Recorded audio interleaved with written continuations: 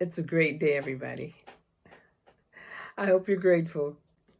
Hey, I want to share something with you. 3 must-dos when selling your home.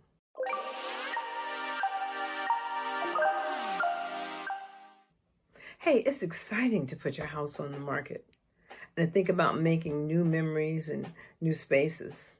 However, despite the anticipation of what's to come, we can still have deep sentimental attachments to the home we're leaving behind. Growing emotions can help or hinder a sale depending on how we manage them. To the bottom line, homeowners need to know what it takes to avoid costly mistakes when it's time to move. Being mindful and prepared for the process can help you stay on the right track when you're selling your house this year. Here are some tips to consider.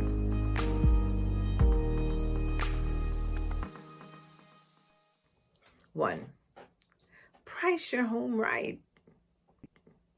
When inventory is low like it is in the current market, it's common to think the buyers will pay whatever we ask when setting a listing price. Believe it or not, that's not always true. Don't forget that the buyer's bank will send an appraiser to determine the fair value for your house.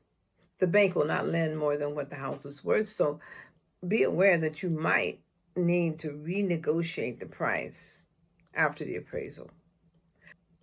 A real estate professional can help you set the true value of your home. Okay, I thought that was good. Here we are. Number 2, keep your emotions in check.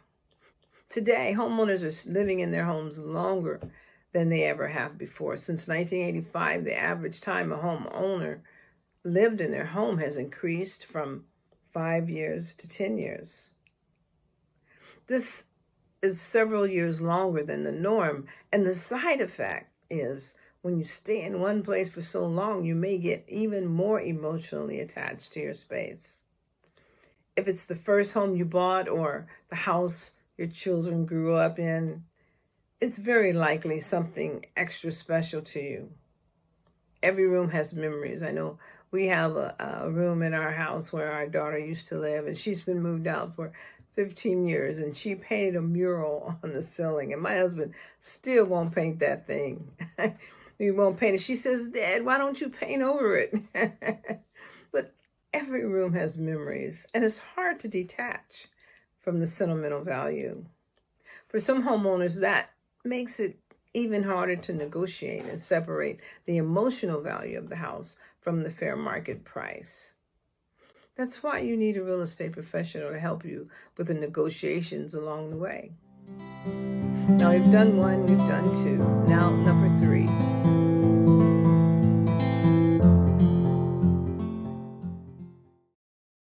Stage your home properly. We're generally quite proud of our own decor and how we've customized our homes to make them our own unique space, but not all buyers will feel the same way about your design. That's why it's so important to make sure you stage your house with the buyer in mind. Buyers want to envision themselves and the space so it truly feels like it could be their own. They need to see themselves inside with their furniture and their keepsakes, not your pictures and decorations. It's not to offend you. It's just to open it up to new eyes. Stage and declutter. I'll say it again, stage and declutter. Declutter being the opportune word.